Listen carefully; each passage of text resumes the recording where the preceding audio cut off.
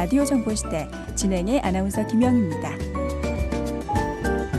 오늘은 세계 공인 보석 감정사 SE 다이아몬드 스티브 최 대표님 모시고 경제 이야기 풀어보고요. 이어서 보석에 관한 여러 가지 재미있고 유익한 정보 듣도록 하겠습니다.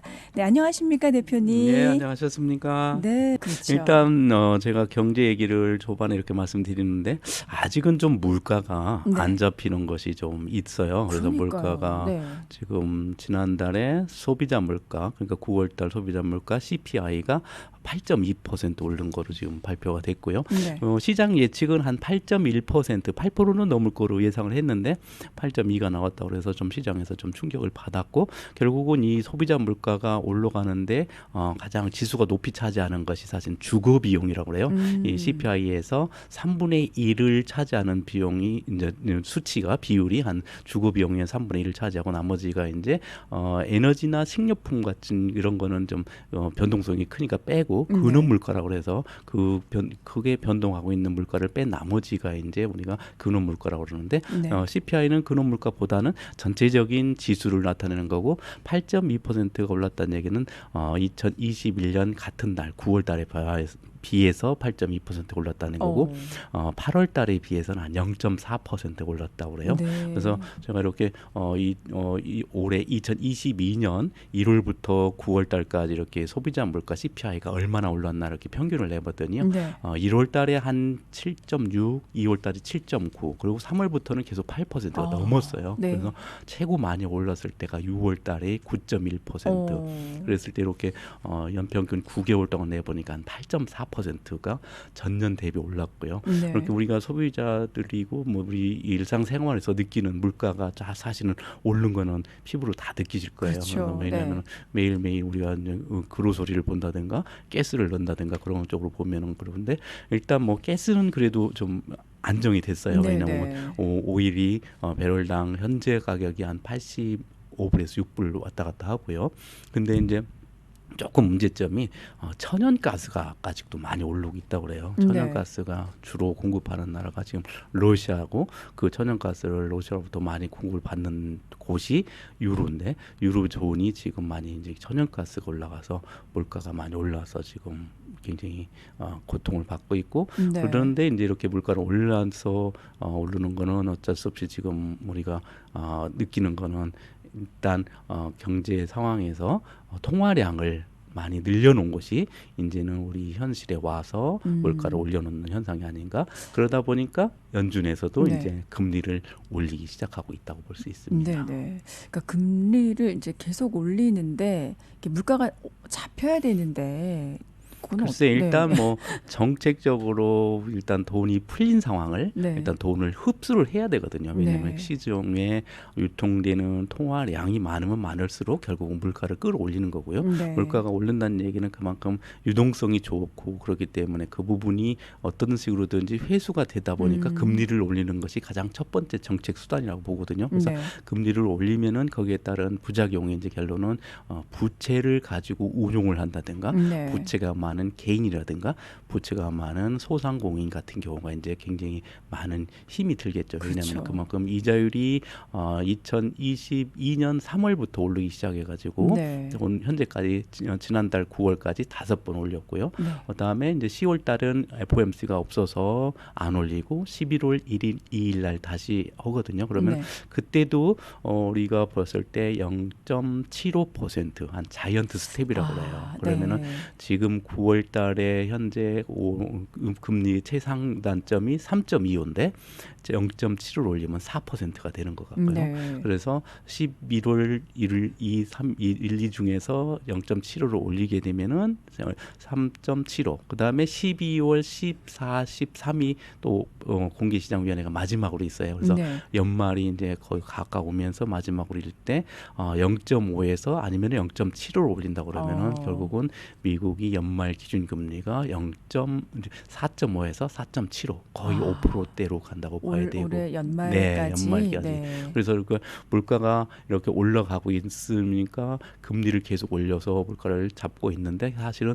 물가를 잡는데 이자율이 못 따라가는 느낌이 드는 것 같아요. 그래서 네네. 일단 지난 주에 IMF 총재가 이제 기자회견을 했는데 각국에서 이제 금리를 올리는 것을 이렇게 경기가 침체한다고 해서 금리를 조금 낮추거나 네. 멈추는 것보다는 어. 일단 물가를 최우선적으로 잡는 것이 전 세계적으로 경제 안정화에 기여하지 않겠나 해서 그 부분도 이따 후반부에 제가 간단하게 말씀을 드리겠습니다. 네. 라디오 정보 시대 오늘은 세계 공인 보석 감정사 SE 다이아몬드 스티브 최 대표님과 함께하고 있습니다. 먼저 경제 이야기 풀어보고 있습니다. 네, 다음으로는 이제 생산자 물가 지수라고 있어요. 네. PPI라고 해서 이거는 보통 우리가 도매 물가 지수라고도 하고요. 그래서 보통 이제 도매 물가가 내려가면은 한 달쯤 후나 두 달쯤 후에 소비자 물가도 좀 내려가는 현상이 있거든요. 네. 그래서 생산자 물가 PPI가 7월에는 마이너스 0.4%, 8월에는 마이너스 0.2% 정도로 이렇게 지수가 나왔는데 네. 9월 달 들어서 다시 8.5%가 올랐어요. 그래서 이렇게 도매 물가가 오른 이유를 이렇게 봤더니 가장 또 많이 차지한 것이 경기를 살릴 수 있는 여행 같은 네. 여행이라든가 숙박 시설이라든가 이런 서비스 쪽이 갑자기 많이 올랐어요. 왜냐하면 이제 여행이 많이 풀어졌고 또 그동안에 소비를 못했던 부분이 이렇게 많이 트이면서 네. 또 사실은 이제 생산자 물가 같은 경우는 운송력에서 많이 공급 교란이 있어가지고 사실 생산자 물가가 올랐었는데 네. 그 부분은 많이 풀어졌거든요. 네. 그런데도 이렇게 다시 또 서비스 가격이라든가 인건비 쪽이 오르면서 PPI가 올라가면은 다음 달 11월 달 또 그러니까 10월 달 소비자 물가도 결국은 또 다시 끌어올리는 현상이 되거든요. 왜냐하면 네. 도매 물가가 한 두 달 후에는 다시 결국은 소비자 물가로 가는 이렇게 전이가 되고 있거든요. 그래서 네. 이번에 PPI가 많이 올라가서 다음 달 소비자 물가도 결국은 3%, 8%를 넘지 않을까 보고요. 네. 그래서 IMF에서 올해까지 하고 내년에 이제 전 세계 경제 성장률을 예측을 했어요. 지난주에. 그래서 전 세계 경제 성장률을 보니까 올해가 한 3.2%가 성장할 거로 봤고요. 네. 내년에는 한 2.7%로 보른다고 해요. 그러니까 올 3, 4월 달까지만 해도 전 세계가 한 3.6% 정도 성장할 거라고 생각했는데 네. 3.2% 간다는 얘기는 결국은 그러니까 금리를 올리다 보니까 결국은 경기를 낮추는 현상이 돼서 네. GDP도 결국은 떨어질 거라고 보고 미국 같은 경우가 예측한 거는 한 2% 정도 했는데 올해가 한 1.6%로 될 거고요. 내년에는 1%까지 GDP가 떨어진다고 그러면은 네. 결국은 올해보다는 내년이 또 경기 둔화 현상이 있을 수 있고 유로존 같은 경우가 좀 더 심각하게 나왔어요. 올해가 네. 한 3.1% 전체 성장률을 보는데 내년에는 한 0.5%로 보고 있어요. 확 떨어지네요. 네, 많이 떨어지는 네. 이유가 우크라이나하고 러시아가 지금 전쟁이 확전이 되고 있는 상황이라고 네, 봐요. 네, 왜냐하면 러시아가 수세에 몰리고 우크라이나이 뺏겼던 영토를 찾으면서 굉장히 전쟁이 더 길어지고 네. 확전이 되는 현상이 아닌가 보고 있고 또 러시아가 수세에 몰리다 보니까 전략 핵이라고 해서 뭐 핵 그러니까요. 네. 핵 전쟁을 네. 일으킬 수도 있다는 그런 우려가 있기 때문에 지금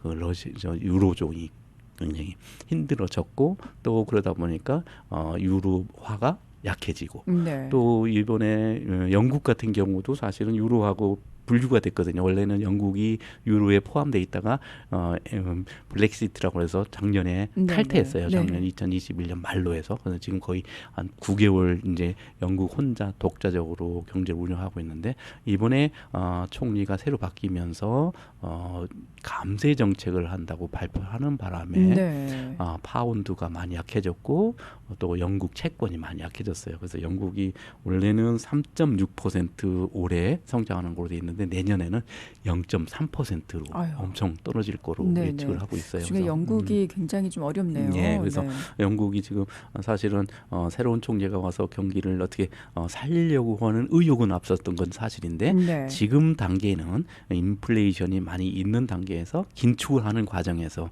갑자기 감세로 해서 또 재정 확장을 한다 그러니까 이게 언밸런스가 왔어요. 네. 그래서 그러다 보니까 파운드화에 영향을 받았고 영국 채권에 영향을 받아서 지금 영국이 경제적으로 유럽의 금융 중심 국가에서 지금 네. 유럽의 금융을 흔드는 국가로 조금 지금, 네. 그런 현상이 되어 있어요. 네네. 그것이 좀 문제가 있고, 그다음에 일본 같은 경우는 아직까지는 크게 영향은 없지만 올해가 한 1.7%고 내년에도 한 1.6%로 거의 떨어지지 않는 현상이 있는데, 지금 일본 같은 경우가 10년 동안 경기가 굉장히 안 좋은 상황인데 그렇죠. 재정 확대를 너무 많이 했다고 그래요. 지금 부채가 뭐 몇 조 엔이 지금 늘어나서 거의 네. 한 2배 정도의 정부 부채가 있다 보니까 사실은 일본은 금리를 올려야 되는데 정부 부채가 너무 많다 보니까 아직도 금리를 못 올리고 있어요.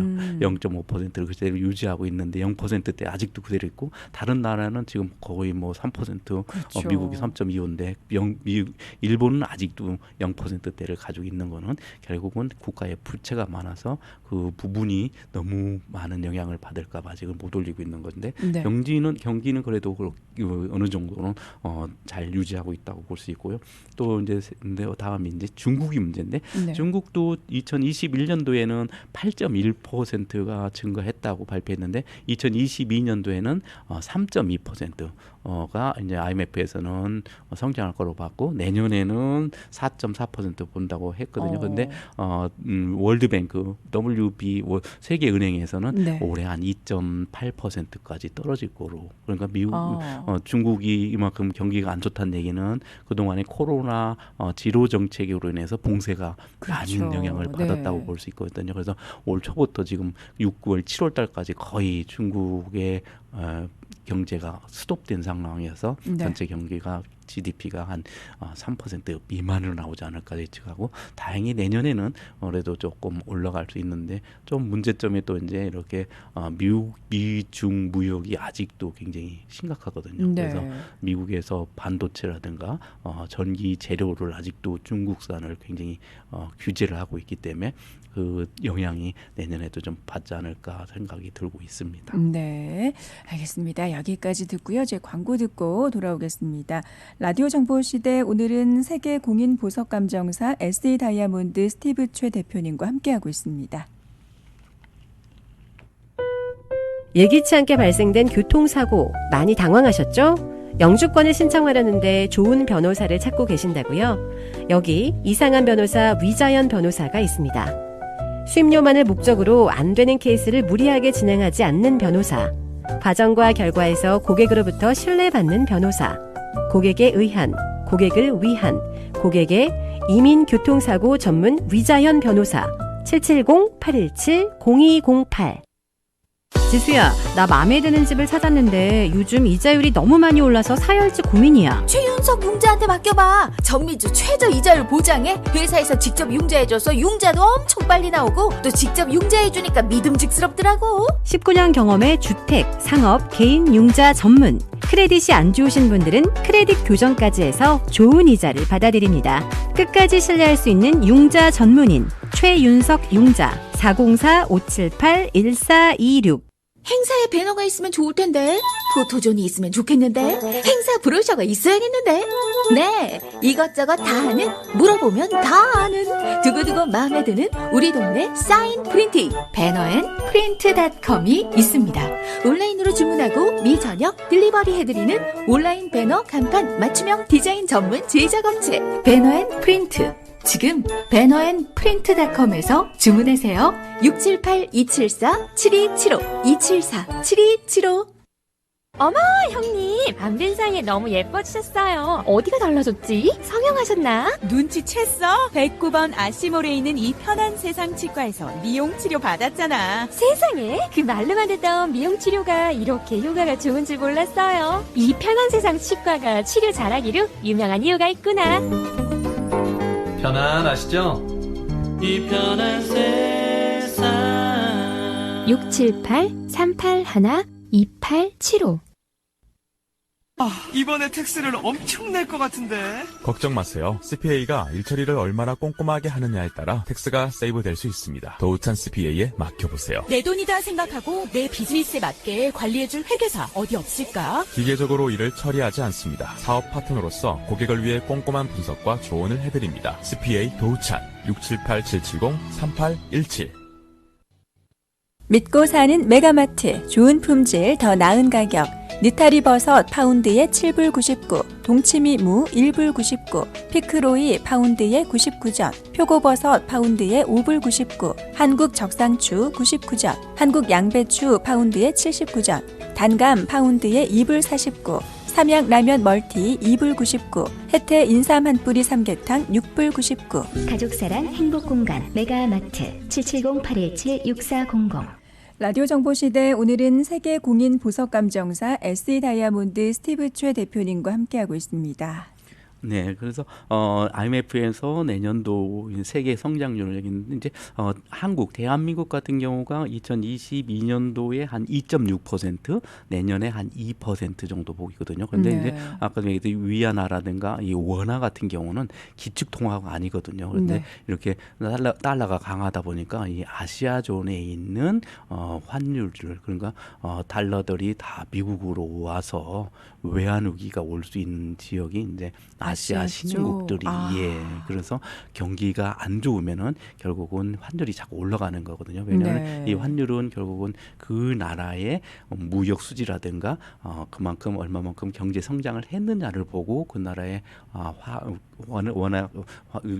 돈의 가치를 보는데 네. 경기가 안 좋아서 무역 적자가 생긴다든가 재정 적자가 생긴다 그러면은 해지라고 해서 이렇게 투기를 하는 세력들이 결국은 그 나라 돈을 팔아서 또 돈이 되는 지역으로 가거든요. 네. 그러니까 이 돈이라는 것이 이렇게 전 세계가 지금은 2008년도 프라임 때 같은 경우는 기업에서 어떤 일이 터졌는데 네. 이번에는 글로벌 금융 위기라고 해서 네. 국가별로 이런 위기가 올 수 있다 그렇게 얘기해요. 그러니까 그 위기가 온다는 얘기는 재정이 좋은 나라, 안 좋은 나라가 그렇게 다 구분이 되거든요. 왜냐하면 그것이 전 세계가 거의 일일 생활권 안에 들어있고 그렇죠. 모든 자본 시장이 다 개방이 되어 있다 보니까 그걸 한눈에 다 볼 수 있어요. 그러니까 어느 지역이 약하다 그러면 그 약한 고리가 결국은 새로운 경제의 리스크로 작용할 수 있거든요. 그래서 네. 그 전에는 그런 부분이 기업 위주로 되어 있던 것이 이번 경우는 결국은 나라 위주로 그러니까 환율이 다시 또 한번 흔들리지 않을까 그렇게 보고 있고요. 그래서 IMF가 내년도에 물가 오를 확률을 봤는데 올해가 평균적으로 한 제가 9월까지 8.4% 연말까지 한 8.6% 정도 갈 거니까 아마 11월, 12월도 조금씩은 더 올라갈 것 같고요. 네. 내년도가 그래도 조금 경기가 둔화되면서 물가도 좀 떨어질 거였는데 그래도 6.5%는 오를 거라고 내다보고 있어요. 그러니까 물가가 한번 올랐던 것이 갑자기 내려가지는 잘 않거든요. 그래서 그렇죠. 그런 부분이 내년에도 좀 염려스럽고요. 네. 그런데 IMF 총재가 이번에 총재가 되신 분이 지금 불가리아 출신이고 크리스탈리나 게오르비아바라고 그래서 19년에 해서 지금 한 2년 재임하고 있는데 이분 네. 여성분이고 그동안에 IMF라는 국제통화기금은 1943년도에 설립돼서 그동안 총재들이 다 선진국에서 됐는데 네. 이번에는 불가리아 출신 중진국에서 총재가 됐거든요. 그래서 네. 굉장히 중립적으로 운영을 하고 있고 또 IMF에 대한 이미지가 사실은 좋은 쪽도 있지만 굉장히 안 좋은 쪽들이 많거든요. 그리고 그렇죠. IMF는 사실 돈 장사하는 기관이에요. 네, 네. 전 세계를 상대로 돈 장사하는 기관인데 지금 IMF 총재가 지난 13일 날 세계은행하고 컨퍼런스가 있어서 기자회견했는데 게오르기 에바 총재가 한 말이 한 5가지로 했는데요. 네. 첫 번째가 이렇게 금리가 올리면은 취약계층이 생기니까 그 취약계층을 살펴봐야 되고 네. 두 번째가 재정 적자를 최대한으로 줄여라. 왜냐하면 금리가 올라가면 올라갈수록 재정에 국가의 빚이 많으면은 그 빚을 결국은 다 부담을 해야 되거든요. 네, 그러면 네. 국가의 빚이 많다는 얘기는 그만큼 국민들한테 돌아갈 소득이 없어지고 빚을 청산해야 되는 경우가 있고, 그다음에 중기적으로 재정 건전성을 계속 확보해야 된다는 거 세 번째고요. 네. 네 번째는 고물가를 잡는데 모든 정책을 최우선으로 하라고. 네. 그다음에 이렇게 보면은 통화 정책과 재정 정책이 같이 조화를 이루어야 된다고. 그래서 아까 전반부에 말씀드렸지 영국같이 통화 정책은 긴축으로 가는데 재정 정책이 확대로 간다든가 네. 재정 정책 확대라는 얘기는 감세 정책이라든가 인프라 정책 같은 것이 생기면은 결국은 재정은 확대하고 통화는 금리는 올리면서 통화는 긴축하고 그렇게 되면은 이게 혼돈이 와서 네. 시장이 신뢰도를 잃어요. 네. 그러니까 그렇게 되는 경우를 방어하라고 그랬고 마지막으로 경기 둔화하고 실업이 증가한다고 그래서 이 긴축을 늦추면은 결국은 정책의 신뢰도가 훼손이 돼서 시장에서는 다시 기대 인플레이션이 생길 수 있고 그런 부작용이 생기면은 이 물가 잡는 그러니까 시기를 놓치면은 네. 이 물가가 계속해서 더 전진해서 올라갈 수 있다고 그렇게 한 5가지 부분을 전 세계를 상대로 이렇게 공고 사항이 좀 있더라고요. 그래서 네. 이런 거는 뭐 개인적인 것보다는 국가를 상대로 하는 거지만 그래도 우리가 이런 시스템으로 경기를 운영해야 된다는 거는 굉장히 바람직한 것 같고요. 그래서 네. 그런 쪽이 저희도 감안해야 되고 다음으로는 이제 우리가 킹 달러라고 그래요. 달러가 왜 이렇게 그렇죠. 강한지 너무 진짜 세요. 네. 그 부분에 대해서 좀 한 말씀 드리겠습니다. 네. 킹달러. 네. 뭐 이거 언제 네. 어디까지 올라가요? 그럴까요? 이유가 한 5가지로 이렇게 좀 요약을 해봤어요. 그래서 네. 첫 번째가 미국이 전 세계의 통화에 기축 통화니까 미국이 앞으로도 긴축 재정을 유지할 거다. 아까도 말씀드렸듯이 11월 달 FOMC에서 0.75, 12월 달 FOMC에서 0.5에서 0.75를 다시 네. 올리면은 연말까지 4.75 아니면은 4.5 이상으로 연말에 금리가 유지가 될 거고요. 네. 그다음에 미국의 실업률이 지난달에 3.7이었는데요. 8월 달에 9월 달에 3.5로 다시 내려왔어요. 야, 실업률이 더 이제 떨어지고 50년 네. 만에 최고의 실업률을 갖고 있다고 그래요. 그만큼 네. 미국의 유동성이 좋아졌고 또 강달러이다 보니까 외부 자본이 많이 미국으로 유입되는 것 같아요. 그러니까 네. 미국 경기는 아직 굉장히 좋은 현상이기 때문에 금리는 계속 올릴 것이 첫 번째고요. 네. 두 번째가 이제 아까 전반에 말씀드린 영국이 지금 금융 정책이 조금 혼란이 온 바람에 기축 통화에 6개 나라 달러 인덱스라고 해서 달러에 대비하는 파운드와 유로와 엔화, 캐나다 달러, 프랑스, 스위스 프랑, 스웨덴 크로나 이렇게 6가지가 대비를 하는데 지금 그거를 대비하는 파운드화가 많이 떨어졌어요. 네. 그 부분이 아직도 좀 많이 진행이 될 것 같다는 것이 두 번째고 네. 세 번째가 러시아하고 우크라이나 전쟁이 아직 아까 말씀드렸듯이 조금 확전이 될 수 있고 네. 또 핵 사용이 어쩌면은 있을 수도 있다는 것 그런 불안 요소가 또 세 번째로 킹 달러를 유지하는 데 요소가 되고 있고 네. 네 번째가 이제 대중국 무역 관계 반도체 관계. 그래서 미국하고 중국하고는 아직도 무역 전쟁이 진행 중이고요. 네. 앞으로도 반도체라든가 이게 전기 IRA 제도가 결국은 미국에 있는 자국 전기나 반도체를 보호하는 법이거든요. 네. 그 부분 때문에 아직 앞으로도 중국하고의 대립은 좀 심해질 것 같고 다섯 번째가 이제 요즘에 한국을 좀 보고는 있지만은 북한이 자꾸 이렇게 국지전 같이 이렇게 교란을 하고 있거든요. 그래서 네. 대북 리스크라고 해서 북쪽에서도 조금 리스크하는 부분이 또 달러를 강하게 만드는 부분이 든다고 볼 수 있습니다. 그래서 한 네. 5가지 정도가 그래서 이 앞으로도 킹달러를 유지하고 되는군요. 또 네. 조금 더 진행되지 않을까 그렇게 내다보고 있습니다. 네네. 자 이렇게 경제 이야기는 뭐 이렇게 마무리가. 네, 그래서 되나요? 지금 이제 달러 대 각 국의 갑을 제가 한번 조사해봤어요. 네. 그래서 제일 많이 이제 가고 있는 것들이 이제 유로화거든요. 유로화가 네. 이제 1 기축 통화가 달러고 제2 기축 통화가 유로화거든요. 네. 유로화가 사실은 그 동안에 1.3 정도 가다가요 1.0028이에요. 거의 1대1로 됐어요. 그러니까 네. 지금 미국에 있는 여행객들이 유럽 쪽으로 많이 가고요. 또 유럽에서 돈을 쓸 수 있는 저기가 많이 효과가 많이 좋아져서 네. 1대1 정도 간다고 그래요. 유로하고 그다음에 아까도 말씀드린 파운드화가 많이 떨어졌어요. 네네. 파운드화도 사실은 이 연초에 1.32였는데 현재가 1.1 어쩌면은 0.9까지. 네, 그래서 파운드화도 많이 떨어져서 영국 채권도 많이 흔들리고 있고요. 그래서 영국도 지금 사실은 굉장히 경제 불안에 금융 불안까지 오고 있고 네. 그다음에 스위스 프랑이 1대1이고요. 네. 그다음에 캐나다 달러가 1.38대 1.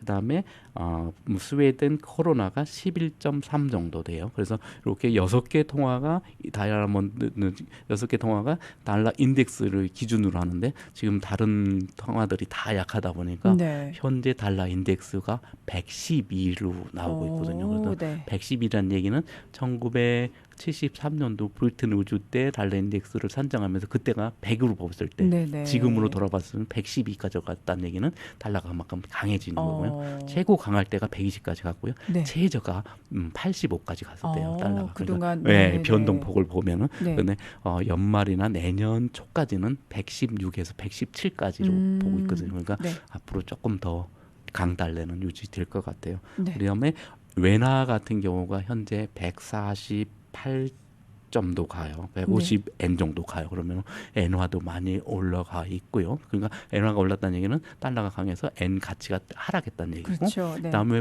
대한민국인 원달러 같은 경우가 1,440원. 그러니까 네. 원달러에 1,440원이면 연초 대비 한 8%에서 10% 정도가 하락했어요. 그러니까 네. 그만큼 달러가 강하게 유지되는 이유가 아까도 말씀드렸듯이 그런 외생 변수라든가 미국의 재정 정책에 의해서 이렇게 강달러를 유지하고 현실적으로 이렇게 우리가 원달러를 갖고 각 나라에 가서 얼마만에 돈의 효과를 볼 수 있는지를 지금 제가 이렇게 수치로 다 보여드린 겁니다. 그러니까 네. 각 나라별로는 아직은 계속 금리를 올리는 단계이기 때문에 앞으로도 조금 더 달러가 강해지고 있고요.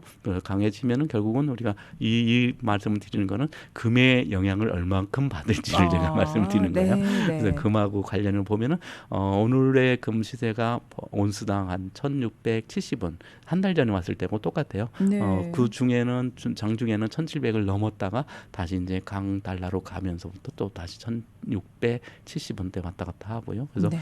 금하고 달러하고 관계는 조금 이제 정반대 현상. 반대로. 예, 금이 네. 좀 달러가 강해지면 금이 좀 약세를 느끼는 거는 어쩔 수 없는 거고. 그래서 뭐 전통적으로 금은 이제 인플레이션의 방어 역할을 하는 것이 그동안 있었고, 네. 요 근래에는 이제 디지털 머니들이 있어서 금에 대한 힘이 조금 약해져 있는 부분 사실이지만 그래도 금에 대한 확신을 갖고 계신 분들이 굉장히 많으셔서 네. 아직 금은 크게 변동폭이 좀 덜한 편이라고 보고요. 네. 실버 같은 경우가 한 18불 90전 정도 왔다 갔다 하고 플래티늄도 한 911불 정도 왔다 갔다 하고 오일이 조금 다시 좀 올라서 한 네. 85불 밸런랑 그렇게 가요. 그래서 오일 값은 연말에 가서 조금 한번 다시 강세가 가지 않을까. 그리고 일단 사우디아라비아가 감산을 하기로 결정을 했다가 다시 미국 말을 듣고 감산하는 걸 조금 처리한다고 그래서 네. 어쩌면 좀 내려갈 수도 있고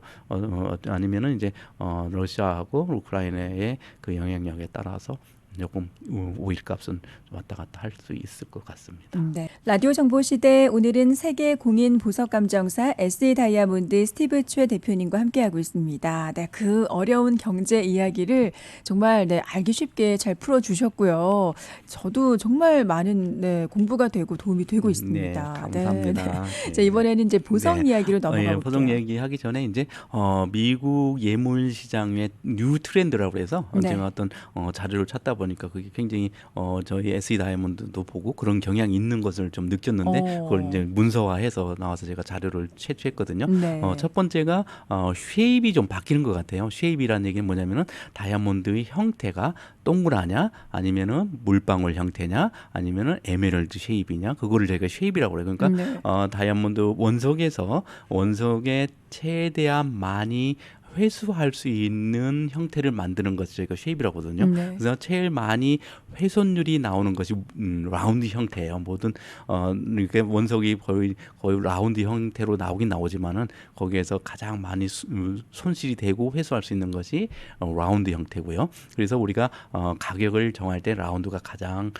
비싸게 가격이 정해지고요. 네. 그다음에 라운드를 제외한 나머지들을 제가 페어 쉐입이라고 그래요. 페어 쉐입에는 꼭 물방울만 있는 것이 아니라 에메랄드, 마키즈, 쿠션, 프린세스 이런 것들이 다 저희가 페어 쉐입이라고 그러거든요. 네. 그런 것들은 라운드를 하기에는 적합하지 않거나 너무 라운드를 만들면은 원석이 손실이 많을 때 그런 형태로 다이아몬드를 깎는 거거든요. 네, 그래서 네. 그걸 저희가 쉐입이라고 그러고 요즘의 형태가 라운드를 제한 페어 쉐입 형태가 많이 나가는 것 같아요. 그래서 그래요. 그 중에서도 에메랄드 쉐입이 그동안에는 잘 안 나갔었거든요. 왜냐하면 이렇게 스테비로 되어 있어가지고 속이 좀 열려 보이는 느낌이었었는데 요즘에는 에메랄드 쉐입을 좀 찾아요. 그래서 네. 이렇게 미국 트렌드가 조금 이제 라운드에서 페어 쉐입 그러니까 물방울이라든가 에메랄드라든가 쿠션 정도로 많이 좀 찾는 것이 첫 번째고요. 네. 두 번째가 이제 세팅 스타일이 꼭 전통적으로 6프롱에 4프롱에 이렇게 하는 스타일이 아니라 네. 레어로 많이 낄 수 있는 반지들을 찾는 것 같아요. 레어로 낀다는 얘기는 꼭 스탠다드 약혼 반지 프로포즈링만 아니라 그 사이에 끼는 반지가 얇고 또 커브가 되어 있고 네. 또 쉐입을 아까 얘기했듯이 마키지나 이렇게 에메랄드 쉐입을 넣다 보니까 디자인이 좀 다양해지는 스타일. 네. 그러니까 하나의 웨딩링으로 스탠다드가 아니라 그거를 같이 조화를 이룰 수 있도록 이 손가락이 여러 개를 끼는 네. 디자인들. 요즘 정말 그렇더라고요. 예, 그런 네. 것들을 많이 찾아요. 그러니까 꼭 넓고 비싼 것이 아니라 가늘면서도 디자인 자기 나름대로의 독특한 디자인들을 네. 찾는 것이 두 번째고요. 세 번째가 조금 다이아몬드가 좀 커진 느낌, 큰 것들을 찾고 왜냐면 그래요? 네. 보통 1캐럿 정도가 예물로 나갔던 것이 지금은 1.5 아니면 2캐럿 정도로 예물을 봐요. 그러니까 좋은 다이아몬드가 1캐럿도 뭐 비싸긴 하지만 1캐럿 좋은 것보다는 1.5에서 조금 등급을 내리고 컬러를 내려서 좀 큰 사이즈로 가는 것이. 왜냐하면 이게 크고 적은 거는 누가 봐도 다 알 수 있거든요. 그렇죠. 근데 등급까지는 사실은 전문가 아니면 자세히 안 보면 모르죠. 안 보이거든요. 그래서 그런 부분하고 약간 실속형으로 나가네요. 그런 것 같아요. 네. 그런 것이 그동안 제가 이렇게 느꼈었는데 이렇게 그것이 이제 데이터로 이렇게 나오다 보니까 그게 맞는 것 같고요. 또 컬러 색에 있는 보석들을 좀 찾아요. 그래서 컬러 보석 중에 이제 가장 대표적인 것이 이제 루비나 사파이어. 그렇죠. 그래서 꼭 그것은 큰 것이 아니더라도 작은 것으로 약간 이렇게 레어로 낄 수 있는 거 그런 보석들을 좀 찾는 것이 또 세 번째 트렌드고요. 네. 네 번째는 세팅의 금속이 좀 바뀌는 것 같아요. 그 동안에는 거의 다이아몬드는 YC나 플래티늄으로 해서 그렇죠. 하얀 계열이었는데 하얗게, 네. 그랬는데 지금은 많이 나가는 것이 로즈 골드. 네. 로즈 골드가 무슨 색이냐면 로즈 골드? 핑크 컬러가 많이 네네. 핑크색이라고 해요. 그래서 우리가 핑크색을 내는 거는 합금을 해서 우리가 색을 넣은 거거든요. 그러니까 네. 보통 옐로우일 때 합금하면은 저희가 구리를 빼고 나머지를 넣는데 구리 쿠포를 넣으면은 색이 빨개져요. 그래서 그거는 합금에서 나온 색이고 우리가 마지막으로 화장을 해서 빨갛게 하는 경우가 이제 로즈 골드가 되는 거고 네. 그다음에 조금 찾는 것이 블랙 골드가 좀 가끔 나가고요. 저는 이 블랙 골드는 좀 생소해요. 네, 생소한데 네. 블랙도 사실은 인사이드는 합금으로 해서 약간은 옐로우기가 있지만 우리가 마지막으로 블랙 로디밍이라고 해서 네. 컬러를 그렇게 입히는 경우가 있고 또 요즘에 또 옐로우가 많이 또 돌아오는 느낌이 들어요. 네. 그래서 컬러가 금속 세팅이 로즈, 옐로우, 블랙 이런 정도로 조금 좀 바뀌면서 다양화돼 있다고 볼 수 네. 있고 모든 제품이 이렇게 다 한 가지로 가는 건 아니고 이렇게 섞여서 가면서 큰 대작 같은 경우는 아직은 스탠다드로 Y계로 가지만 이렇게 레어로 가볍게 할 수 있는 것들은 다양한 컬러로 이렇게 그러니까 반지를 하나 끼는 것이 아니라 얇은 네. 걸 2개, 3개 끼는데 꼭 하양, 빨강, 로랑 이렇게 이런 식으로 좀 다양하게 네네. 이온출을 하시는 것 정말 같아요. 개성 있네요. 예. 네네.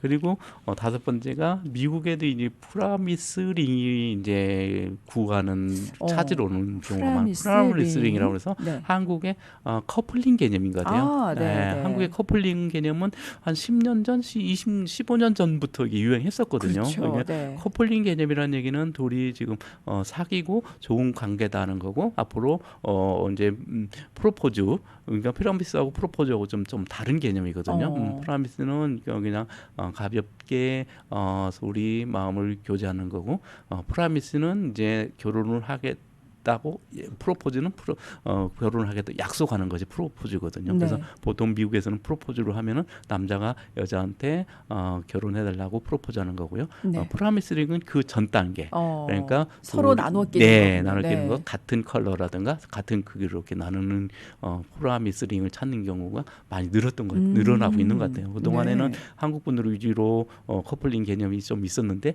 이제는 미국 주류에서도 이 네. 프라미스 링이 좀 유행하고 있는 것이 이 5가지가 지금 현재의 미국의 뉴 트렌드라고 저희가 이제 저희 그 SE 다이아몬드에도 그런 경우들이 이렇게 전체적으로 보니까 생기고 있는 현상이 네, 미국 오시는 손님들. 전체 네. 현상인 거 아닌가 그렇게 보고 그러네요. 있습니다. 네. 일단 뭐 각자의 개성이 좀 더 중요시되는 그렇죠. 네. 네. 그러니까 뭐 하나를 이렇게 크고 저거한 것보다는 네. 다양화해서 연출하는 쪽. 그러니까 제품이 이렇게 다양성을 갖는 것 같아요. 뭐든 이렇게 보면은 하나만 사서 영원히 쓰는 것보다도 네. 이렇게 다양하게 연출하고 또 옷에 맞춰서 연출하고 네, 그런 네. 쪽으로 하다 보니까 한 번에 큰 돈을 쓰는 것보다는 조금씩 이렇게 인조이하는 쪽으로 주얼리도 좀 패션화하지 않나 그렇게 보고 네, 있습니다. 패션화한다. 네. 네. 알겠습니다. 요즘 그 트렌드에 관한 내용 알아봤고요. 자, 10월의 보석은 네. 오팔입니다. 오팔입니다. 네. 네. 오팔들은 다들 잘 아실 거예요. 오팔은 우리 어머니들도 좋아하시고 전체적으로 조금 사이즈가 크다 보니까 네. 젊은 층보다는 조금 연령이 있으신 층에서 좀 좋아하시는 스타일이고 네, 네. 가장 이제 흔한 것이 와이드 오팔이라고 해서 저희가 보통 밀크 오팔이라고 하고요. 오팔 하면 그냥 단순하게 이렇게 하얀 바탕에 오색 찬란한 컬러. 네. 그러니까 저희가 보통 이 보석을 이게 화학 성분이라든가 성질을 보면은 이 오팔 같은 경우는 작은 모래알이 물에 의한 침전에 의해서 생긴 보석이라고 해요. 와, 그러니까 이렇게 네. 결정체 자체가 어떤 지구가 생성될 때 여 안에 있는 모래알이라고 해요. 그런 모래알들의 다양한 색이 물을 흡수하면서 응고된 침전한 보석이라고 저희가 그렇게 네, 얘기를 하거든요. 그래서 네. 그 색이 여러 가지가 있어요. 그래서 그 색에 대해서 말씀을 드릴까 합니다. 네네. 그러니까요, 그 오팔 하면은 저도 딱 떠오르는 이미지가 그렇게 없는 것 같아요. 네. 네. 그래서 보통 이제 저희가 제일 많이 쓰는 것이 와이드 오팔이라고 해요. 네네. 와이드 오팔하면은 이렇게 바탕색이 제가 두 가지를 들고 왔는데 바탕색이 하얀 것을 통해서 나머지 색, 무지개색 한 7가지 색이 나거든요. 그러네요. 여기서 네. 다양하게 색이 하얀색, 노란색, 빨강색, 그다음에 그린, 청색 이렇게 나오는데 네. 사실은 바탕이 하얗면서도 빨간 계열이 많을수록 사실은 이 보석 오팔의 값어치가 높아지고요. 그래서 네. 오팔을 하면은 거의 다 이렇게 하얀 계열을 가지고 계시고 그다음에 이제 파이어 오팔이가 있거든요. 파이어 오팔 같은 경우는 이렇게 색이 아주 붉은색이에요. 이거 같은 경우는 굉장히 귀하고 조금 사이즈가 커서 한 이것이 연대 한 13캐럿 정도 파이어 오팔이거든요. 네. 파이어 오팔의 특성이 약간 붉은 바탕을 하고 있는 거고요. 그래서 빨간색 오팔이 가지고 속이 다 보이면은 저희가 그거를 월 오팔이라고 해요. 오팔의 네. 종류가 이렇게 와이드 오팔, 파이어 오팔, 월 오팔, 그 다음에 우리가 잘 못 보는 블랙 오팔이 있어요. 블랙 오팔은 이 바탕이 거의 검정색에 가까워야 네, 되는데 네. 얘 같은 경우는 블랙하고 와이드하고 중간 계열 네, 네, 네. 그런 정도로 오팔이라고 그러거든요. 그래서 오팔이 아까도 얘기했듯이 물을 한 6에서 10%를 함유하고 있는 보석이에요. 그래서 물을 함유하고 있는 보석이 대표적인 것도 진주도 그렇거든요. 네. 왜냐하면 진주도 물에서 왔기 때문에 네, 물을 네. 함유하고 있어서 열에 좀 약하고요. 네. 너무 물이 드라이하면은 이게 균열이 가는 현상은 오팔도 그렇고 진주도 그렇거든요. 그래서 네. 그런 관리 요령이 좀 필요한 보석 중에 하나가 그러면 손 오팔입니다. 씻을 때 끼고 씻는 건 좀 위험하겠네요. 사실은 이 오팔은 물을 닿는 데는 크게 문제는 없어요. 네. 사실은 물을 이게 저희가 내포하고 있다고 해서 물을 좀 갖고 있는 것 자체는 문제는 없지만 진주 같은 경우는 물이 닿는 거는 사실은 표면을 훼손할 수 있는 경우가 네, 생기거든요. 네. 그래서 진주를 할 때는 제일 나중에 착용을 하고 제일 먼저 빼라고 그렇게 말씀드리는 네, 네. 이유가 물에 좀 약한 부분이 있거든요. 왜냐하면 진주 조개가 자기의 몸을 하나 층을 쌓거든요. 그렇죠. 그러니까 층을 네. 쌓는데 시간이 지나서 물이 닿거나 케미컬이 닿으면 그 층이 빠져나오거나 색이 변할 수 있거든요. 쉐이드 된다고 그럴 수 있고. 네. 하지만 이 58 같은 경우는 아까 얘기했듯이 침전이 돼서 결정을 이루었기 때문에 물에 의해서 이게 훼손이 되거나 그러진 않는데 그 강도가 한 7에서 7.5다 보니까 사파이어나 다이아몬드 같은 경우가 이 표면을 스크래치는 낼 수 네, 있죠. 왜냐하면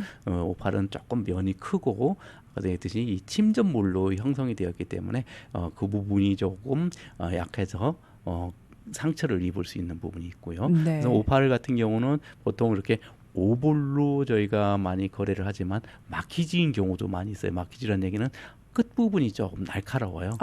꽃 부분이 날카로우면은 보석은 골드로 이렇게 다 세팅을 해서 보석을 보호하지만 그 부분이 조금 약하거나 너무 밖으로 나와 있을 때는 큐렛이라고 그러는데 그 부분이 좀 깨질 수 있거든요. 네. 그러니까 그런 부분을 좀 주의해서 쓰셔야 된다고 네. 보고 있습니다. 저 오팔을 이렇게 자세히 본 건 처음인데 굉장히 아름답네요. 네, 그래서 네. 이렇게 저희가 이렇게 파이오팔 같은 경우는 굉장히 귀하고요. 최고 네. 많이 나오는 것이 파이오팔이나 월오팔 같은 경우는 멕시코에서 많이 나오고, 네. 아까 얘기한 이런 와이드 오팔 그런 거는 오스트레일리아, 호주에서 거의 95% 정도 나와요. 그래서 이 오팔의 산지가 근데 뭐 우리가 보통 이제 유색 보석하면은 산지가 어디다라고 벌써 이렇게 증명을 해야 되거든요. 네. 근데 오팔 같은 경우는 누가 봐도 밀크 오팔이다. 파이어 색깔이 오팔이다, 딱 구별이 블랙 되니까. 오팔이다, 그러니까 딱 구분이 되니까 네.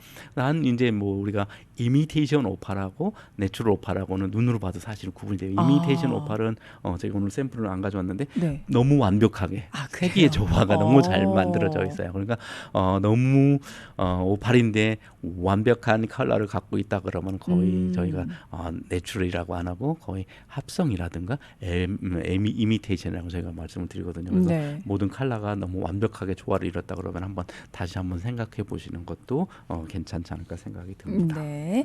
이제 마무리를 해야 될 시간인데 네. 간단하게 10월의 탄생 보석 오팔의 관리 요령을 좀 말씀해 주세요. 오팔하면 이렇게 우리가 좀 이렇게 유색 효과라고 그래서 이렇게 색이 빛에 따라서 조금씩 달라져요. 그래서 네. 빛에 따라서 이렇게 어떤 때는 빨강색이 많이 보일 때가 있고 어떤 때는 푸른 빛이 많이 보일 때 있고 어떤 때는 거의 안 나올 때도 있어요. 그래서 네. 이런 것을 저희가 플레이 오브 컬러라고 해서 유색 효과라고 그런 부분이 있고요. 그것이 찬란하고 아름다울수록 사실은 고가의 오팔이라고 볼 수 있고 관리 요령은 아까도 얘기했듯이 이 오팔 자체가 침전물에 의한 보석이라고 그래서 이게 아주 작은 모래 알갱이가 물에 침전에 의해서 이루어진 보석이거든요. 구성 요소가 그렇다 보니까 이 부분이 이제 울트라소닉이라고 해서 우리가 초음파 세척에 넣는 경우가 되면은 네. 어떤 부분에서는 균열이 갈 수 있어요. 그런 부분 때문에 울트라소닉에 넣으면 안 되고 저희가 네. 또 울트라소닉에 넣어서는 안 되는 보석이 대표적인 것이 에메랄드예요. 네. 에메랄드 같은 경우도 그 안에 있는